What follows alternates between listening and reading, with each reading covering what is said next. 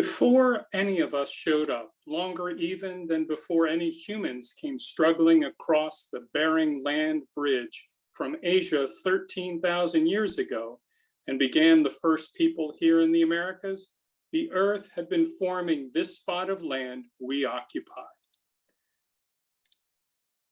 Geology plays one huge role and entropy the other.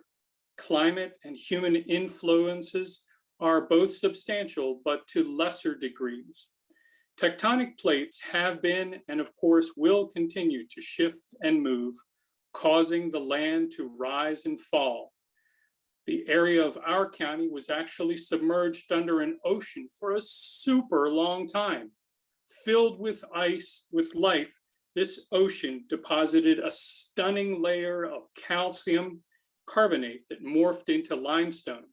Limestone is a big part of our county's history.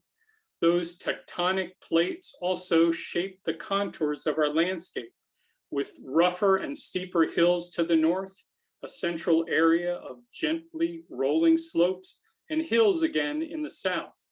That folding and contouring of the land laid out the potential low points and weaknesses that water would follow and exploit. Because our area was underwater, the aquatic life forms naturally died and their bodies decayed into an enormous deposition of limestone, resulting in our agricultural potential, the propensity for sinkholes, and the abundant supply of stone we use for buildings.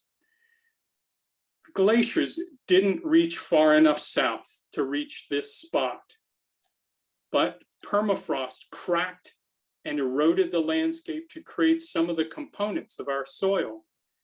Silt deposition blown in off of the glaciers just to the north of us was the final ingredient. This recipe of our soil's components was explained to me by Professor Dorothy Meritz of Franklin and Marshall College and the Water Science Institute. The result was an incredibly rich and fertile soil for plant life. Our climate has generally been temperate rather than extreme. Temperatures and winds are mostly favorable for both flora and fauna. For the most part, rainfall is consistent and distributed throughout the year.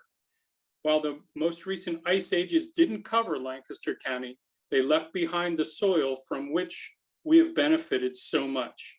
On the other hand, that soil is also prone to erosion when vegetative cover or drainage patterns change. In case you're not familiar with the meaning behind the name of our Commonwealth, Pennsylvania, Penn's Woods is a nod both to Sir William Penn, the father of Quaker William Penn, who received a royal grant in 1681 from King Charles II, and to the massive old growth forests that covered the region. The fertility of the soil quickly became admired for their yield of crops. So to coin a term by John Muir, everything that is dollarable is likely going to be plundered. So we farmed the heck out of the county and became the garden spot of the nation. Just within the last 150 years, various historical documents all point to the vegetation and wildlife here being plentiful and diverse. But we've lost much from that pushing back of natural areas for farming, neighborhoods, factories, and commercial areas. Even those well-loved and well-manicured parkland settings have cut back on the diversity that once was. Back in the day, this diversity helped not only our white European settler ancestors to survive and thrive, the folks who were there before we did also found this spot a great place to live. Alas, nearly all of the woods have been stripped away for farming and urbanized areas.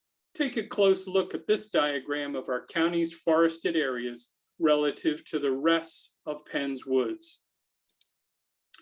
I like to imagine our pre-settlement environment as being comprised of dense old growth forests, meadows, and riparian areas.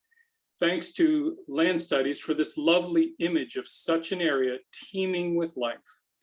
But as depicted in this illustration by Mike Abel, Our forebears didn't always care for such swampy conditions. Now, nearly all of the riparian areas are gone. The enormous increase in flow and volume of water has dramatically changed how the county's landscapes and waterways react to rainfall events. Many stream banks are erosive with bare roots of vegetation, providing minimal protection. Most stream beds have been scoured away, depriving macroinvertebrates of their natural habitat. Human-based sedimentation and pollutants introduced by our community have overwhelmed the natural ability of those streams to filter out such foreign elements. So they all get conveyed downstream, as depicted in this satellite image of the sediment draining down the Susquehanna River to the Chesapeake Bay.